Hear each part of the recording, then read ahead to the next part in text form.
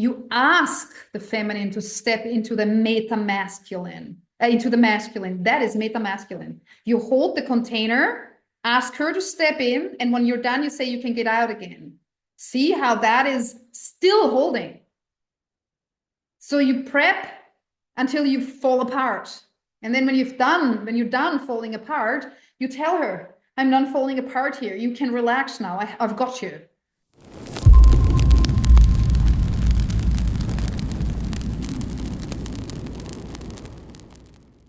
If you want to, I am taking questions.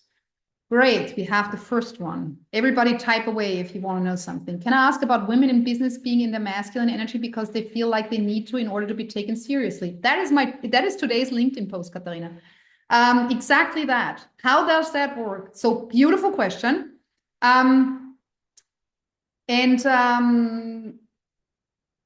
It is necessary to be half in your masculine when you do business. The issue is that that would mean that the masculine embodied people here would have to be half in their feminine, because otherwise you don't meet. Because that's not the case. That's exactly what I posted there. I'm about 80% in my masculine and 20% in my feminine when I'm working, because I barely have a vis-a-vis who is also so much in their feminine, as in feeling me, or in the meta-masculine, that we can actually meet on a higher level. This is what I do literally with my most important masculine business partners. They know that practice. They have all that knowledge. So what they do is, when we step into a space together, I had a meeting today with my colleague. I know him for a long time. He was my former boss at Sony Music. And now he's my colleague, and I'm leading this project. This particular one. So the roles are reversed in that sense. And I told him, your only job today is you've got these 20 minutes in the 3 hours where you speak, but the whole time you're structuring the room. And my friend Jeannie, she called that job the energetic border collie. The sheep guard dogs that chase all the sheep on the outside, so they stay in the middle. That's what he is doing while I'm talking. So nobody's energetically off somewhere else, thinking about something else. Keeping people fully focused. That's a practice, how you do that without saying anything. So he's basically structuring the room for me. I'm expressing myself. I am the content, very feminine. He's the structure. So I'm so much more in my feminine there than in any other business setting, because he knows what to do. But that's not a general thing. I know personally 4 people in the world who can do this. Men, I'm speaking. I know there's many more. I just don't know them yet. I'm always saying, find the others. That's what I'm currently on about. Where is all these men who can structure me? Because that would be perfect collaborators. I'm enjoying this so much more if I only have to be 80% in my feminine. If I can be 80% in my feminine instead of the other way around. And what we can do, Katerina, is I'm structuring myself very well before I go on stage, which means my presentation, I'm never handing this off. I could ask Larissa to do it. She would do a beautiful presentation, but if I do it, I could ask Claude to do it. But I'm doing it myself because this is how I structure myself. I understand that in this picture, these 3 words have to be on that slide. And this is carrying me through the whole 3 hours. Holding a 3 hours workshop with C-suite executives is energetically a big thing to do. It's a little bit like, Katerina, you're the only one here who witnesses me when I step into class at university. Same thing. My own presentation is holding me, because otherwise I would flow somewhere. Or I would have to be super focused not to do that. And then it makes me, I'm so tired if that happens after an hour. So my presentation structure me. That's one example. It can be like you structure yourself. So you structure yourself in advance, so you can then in the moment be very feminine and flowy.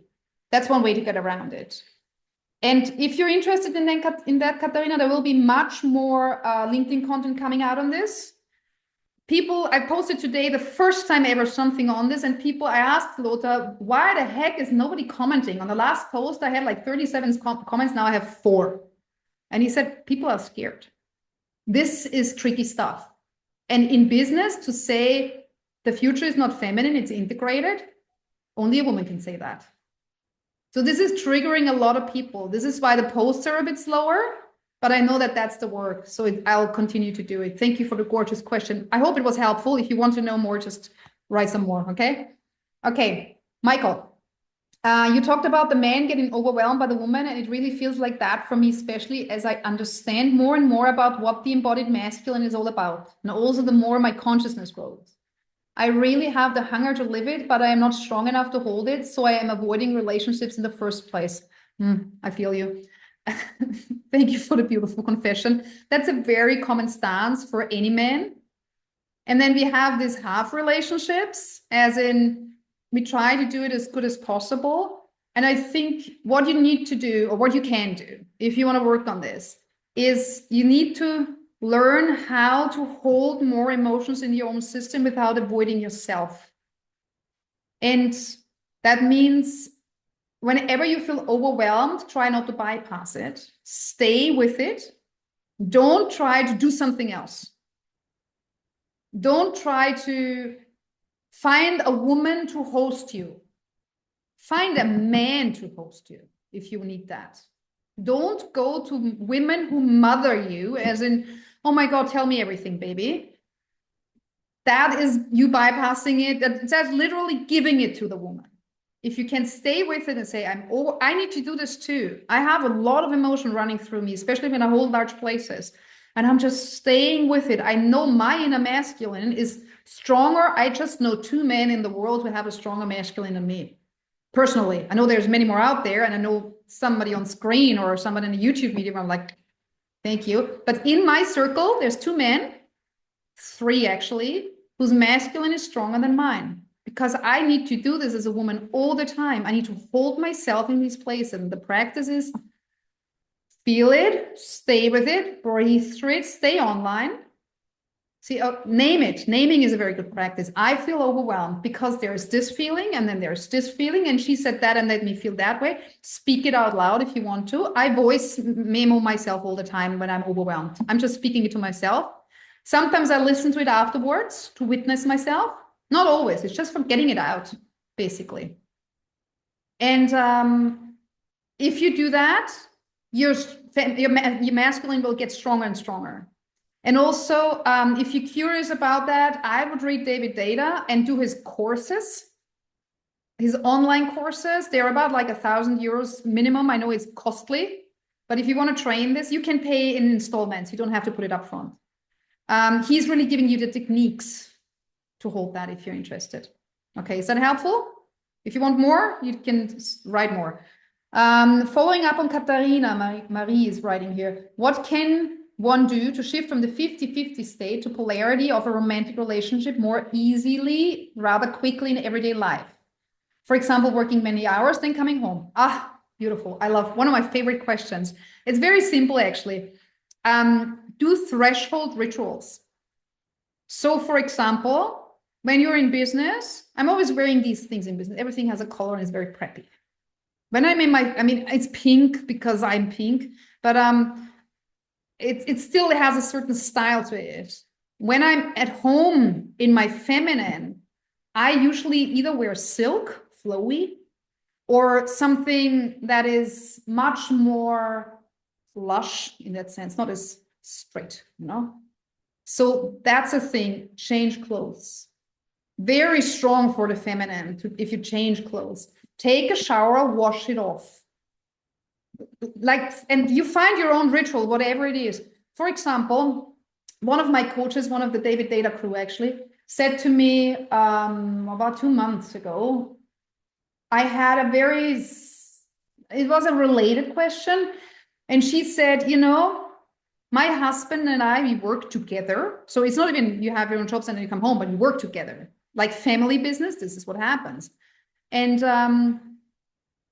then you don't know when somebody calls you, like when he calls her, he has a different name for her because he says, can I speak to, and it's a different first name.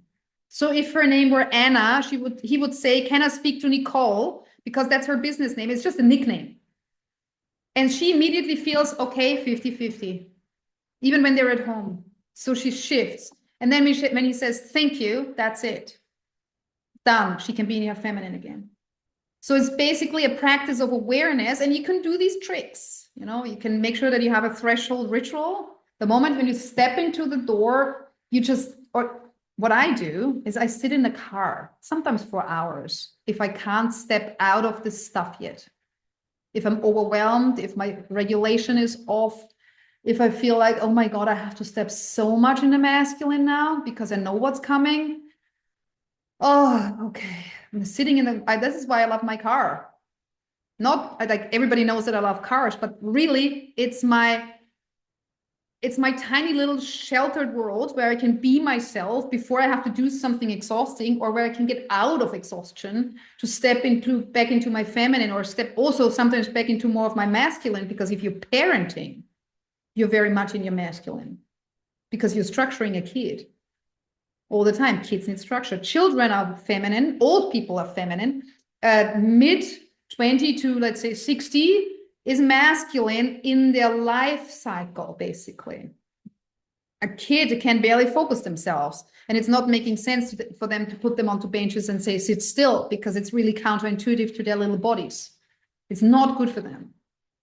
And if you're 30 or 40-ish, 10 years old or younger, you don't have a hard time focusing. You can do it. Masculine, fully there.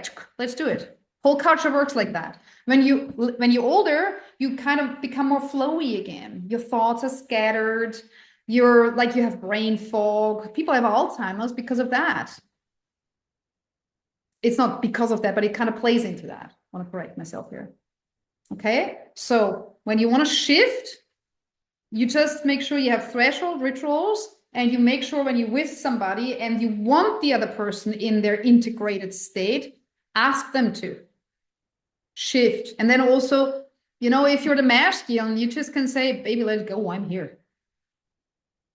You can just can I take this? There's nothing better for us women is if a man shows up and say, what can I take off your hands?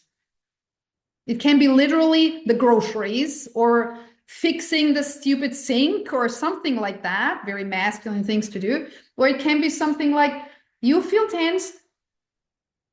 You want to tell me something? Listening.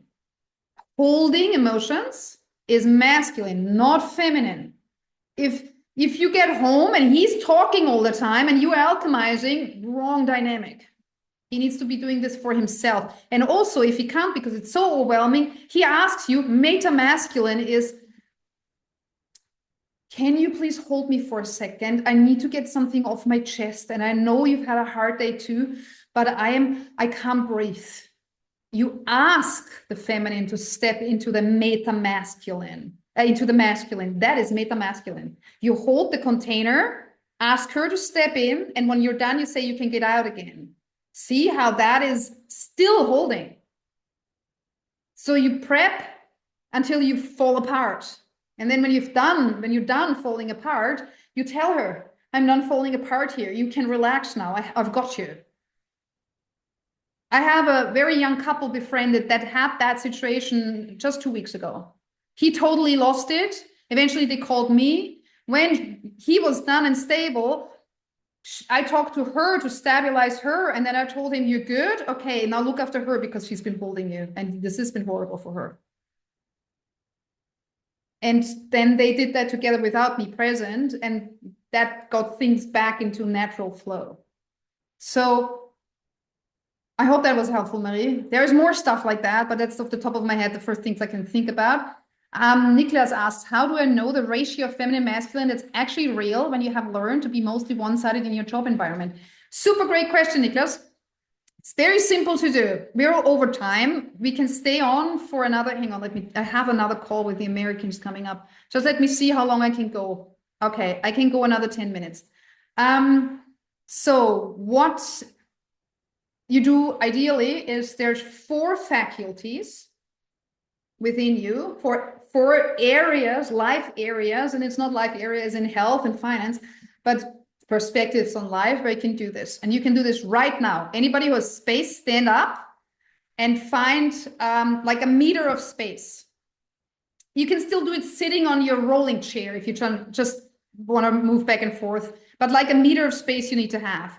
Now, on one side, you have We're going into physical first, body, physical. On one side, you have rough, edgy, and like raw almost. And on the other side, you have lush, soft, and curvy. Find those two poles. Like say, this is where it's lush and curvy, and the other is was rough and edgy. And then you find your place in between that polarity. Just look where your body wants to stand. One is rough and edgy, and the other side is lush and curvy. Where do you want to be? What is attractive for you? What's pulling you? Which edge is pulling you? You're rather attracted by the rough and edgy, or you're rather attracted by the lush and curvy?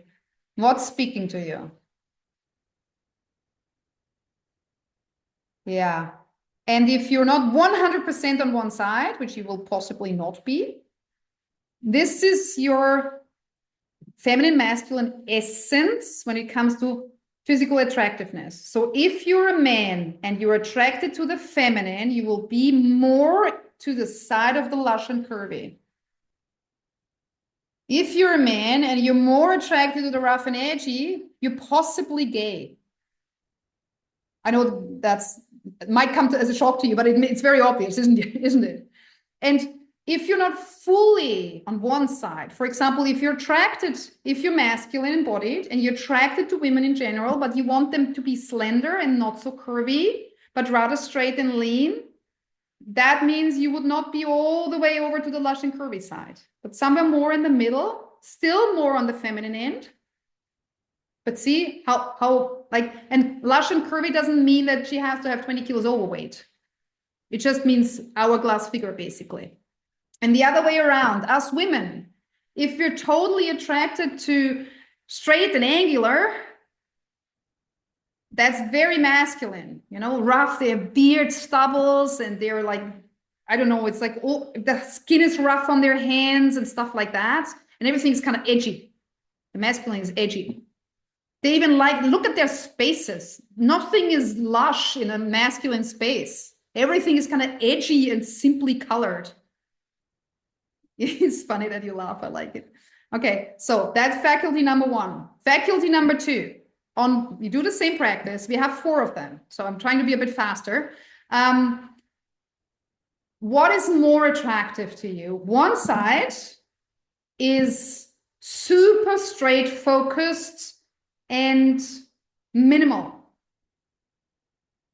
And the other side is super flowy, all over the place, and very bubbly. That's your mind. So what is interesting for your mind? Is your mind something that likes super focused, empty, simple? Or is your mind something that likes super, super flowy, all over the place and bubbly? And ideally you sing it when you have a thought. See?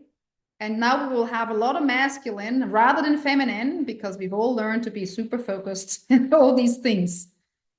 And some of us will be more in the middle, and some of us will be surprisingly to one side. I barely know anybody who wants to be super flowy, bubbly, all over the place all the time. But I know women who are like that. We know men who are like that, but you will never see. But the thing is, you have to put your body there, because if you say this is there and this is there, you just do the practice mentally, you will not get a real good reading. You can do it later for simplicity's sake, for time's sake. But that's what I mean. So one is super focused and empty, and the other is super full and all over the place and bubbly and flowy. Okay, that's your mind. Now, emotionally, what do you prefer emotionally? Do you prefer stillness, calm, nothingness? Or do you prefer such a good story, and then finally they got together? What do you like? Do you prefer that the aliveness of all these emotions all the time? And you could talk for hours with your best girlfriend, how this particular guy chased that particular woman, and la la la la la. It doesn't have to be, I'm exaggerating. Or do you want to be like nothing, Thank you. Finally, nothing. That's a very masculine. Where do you put yourself? That's your emotional essence. And the last one is the spiritual essence. So do you want meditation, mental stillness, looking into nothingness for hours? And you're like, I'm peaking. Or do you want feathers and drums, ayahuasca ceremonies, lots of singing and chanting, crystals, all over the place? Then your spirituality is feminine. Now you know the two poles. You can put your body in between, and then you know. And Niklas, I do hope that I've answered that question for you thoroughly. This is how you find out your essence in 4 different faculties. And as I know what you're doing job-wise, which is a hyper masculine environment, and it's also not generally a healthy environment, masculine, because emotions are not integrated. So your job, you're still very young, so you will not feel so much of a toll on your body. But the masculine job is to integrate his own feminine. And your own feminine is your emotionalness, your expressiveness, your that's why I said speaking your emotions, even if it's a voice note to yourself. That's a really good practice to integrate more of that, as in I feel all these things. Immediately, you might only feel physical sensations, as in my body's tight, my shoulder hurts. I feel the strain on that thing because I pulled it yesterday. My calves feel stronger and my eyesight is fantastic today. And then once that's out, what else do you feel emotionally? Oh, there was that situation, it was overwhelming, etc. Just try to name it. It's like naming all these things is integrating your feminine, because you create masculine structure in a healthy way. And that's going to kind of balance a bit the suppressive, unhealthier ways that you're confronted with in your everyday life. Okay, was that helpful? Okay, good. One last thing here from Michael, because I really need to go. Never thought that my essence is this masculine. A lot of things about me feel so feminine. This makes me feel a bit confused. And there's a red heart for you. I don't know who did that. Let me have a look. Marie, that's gorgeous. Yeah, you get another one from me here. The thing is, a true masculine is very tender and very structured in his own tenderness. So feeling a lot of things and being able to contain them, when your essence is so masculine, your job is to integrate your own feminine. And feeling all of this is pulling you into that because you are so masculine. So the more you're in one side, the more you're being called into the other to integrate it. And that's the path, basically, to have fully activated and fully initiated masculine is to integrate your feminine. And if emotions come and you feel sensitive to the world, that's the call. And the other way around, if you're very feminine and you feel all that, for us women, it's a bit harder because the world is masculine. And also we're all in an age where we're more masculine than feminine. So the masculine job is a bit simpler on that end because you're supported in your masculinity, even though, like Niklas just said, that might not be fully in a healthy way. But your surroundings are made for you. Another thing of the post today, we have a 24-hour cycle in the masculine, and as a woman, you have a 28-day cycle. Nobody's catering to that.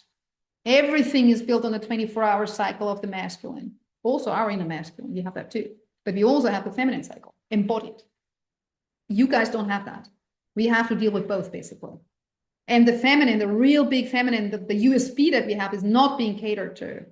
So for us women to see, okay, my essence is kind of like 70% feminine and 30% masculine, that's like a normal thing.